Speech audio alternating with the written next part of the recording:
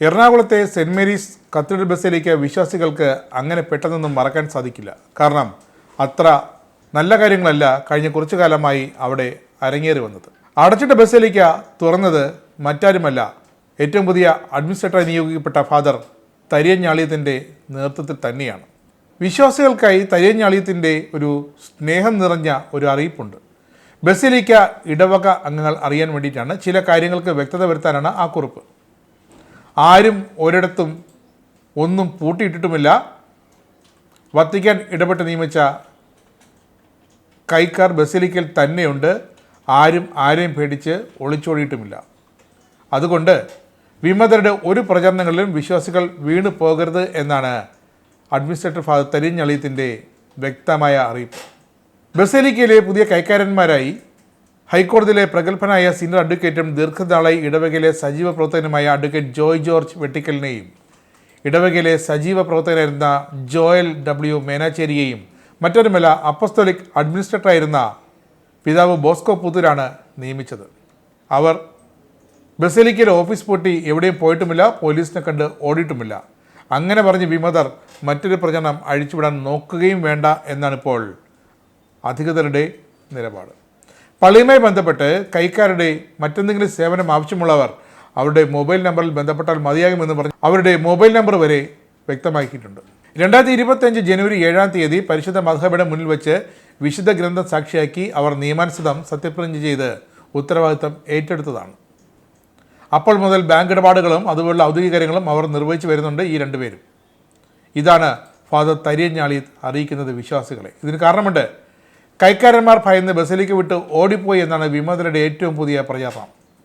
സഭയെ എതിർക്കുന്ന ചില തൽപരകക്ഷികൾ വ്യാജമായ വാർത്തകൾ പ്രചരിപ്പിച്ച് സമൂഹ മാധ്യമങ്ങളിൽ പരിശുദ്ധ ഫ്രാൻസിസ് മാർപ്പാപ്പയിൽ നിയമിക്കപ്പെട്ട നിയമാനുസൃതമായ അധികാരങ്ങളുള്ള അപ്പോസ്തലിക് അഡ്മിനിസ്ട്രേറ്റർ മാർ ബോസ്കോ പുതൂർ പിതാവ് നിയമിച്ച കൈക്കാരെയും ഇടവകളെയും പറ്റി അവമതിപ്പ് ഉളവാക്കുന്ന രീതിയിൽ വ്യാജ വാർത്തകൾ പ്രചരിപ്പിക്കുന്നുണ്ട് എന്നാണ് ഏറ്റവും പുതിയ മുന്നറിയിപ്പ്. ഇവർക്കെതിരെ ഉചിതമായ നിയമ നടപടികൾ കുരിയ കൈക്കൊള്ളും എന്ന് തന്നെയാണ് ഏറ്റവും പുതിയ അറിയിപ്പ്.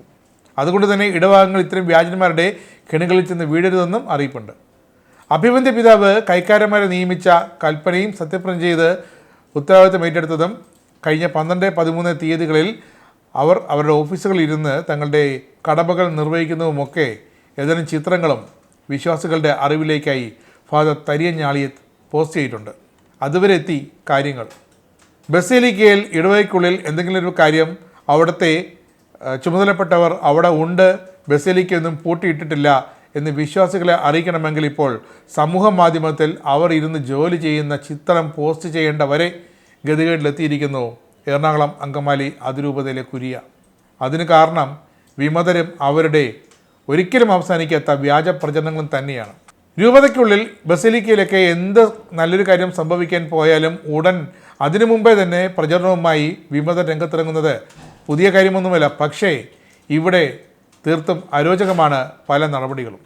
ഒരു വിധമാണ് അനുരഞ്ജനത്തിന് ഇറങ്ങി തിരിച്ച് അടിയിൽ അവസാനിച്ച വിമതരുടെ നടപടിക്കെതിരെ പോലീസ് കേസായി നടപടികളായി ഇനിയതാ വത്തിക്കാനിൽ നിന്നുള്ള നേരിട്ടുള്ള നടപടി വിമതരും വിമത വൈദികരും കാത്തിരിക്കുകയാണ്.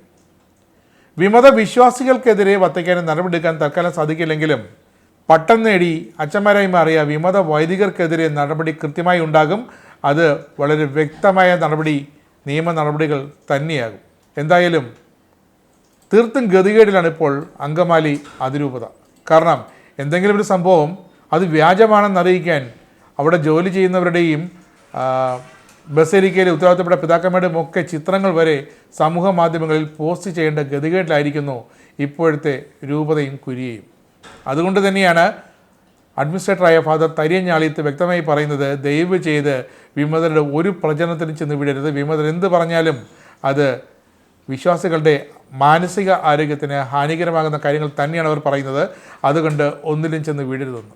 അങ്കമാലിയിലേക്ക് നീട്ടാനുള്ള 3ാം ഘട്ട നടപടിയും ഇപ്പോൾ കേന്ദ്ര സർക്കാരിൻ്റെ എല്ലാവിധ പിന്തുണയും കൂടി കൊച്ചി മെട്രോ റെയിൽ ലിമിറ്റഡ് ആരംഭിച്ചിരിക്കുന്നത്. എന്തായാലും കൊച്ചിക്കാരുടെ അഭിമാനമായി മാറിയിരിക്കുകയാണ് വാട്ടർ മെട്രോയ്ക്കൊപ്പം അതിനു മുമ്പേ വന്ന ഈ കൊച്ചി മെട്രോ റെയിൽ പാതയും.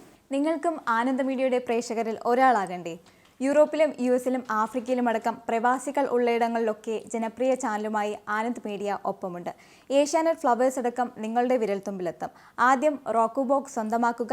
അതിൽ നിന്നും ആനന്ദ് മീഡിയ ആപ്ലിക്കേഷൻ ഡൗൺലോഡ് ചെയ്യുക, ഇൻസ്റ്റാൾ ചെയ്യുക. എന്നിട്ട് 02085866511 എന്ന നമ്പറിൽ ഞങ്ങളുടെ കസ്റ്റമർ കെയറിൽ ബന്ധപ്പെടുക. അല്ലെങ്കിൽ +91 735 660 3747 എന്ന നമ്പറിൽ വാട്സപ്പ് ചെയ്യുക. ആനന്ദ് മീഡിയയുടെ സേവനങ്ങൾ സ്വന്തമാക്കുക. മറ്റു ചാനലുകൾക്കൊപ്പം ആനന്ദ് TVയും എൻജോയ് ചെയ്യുക.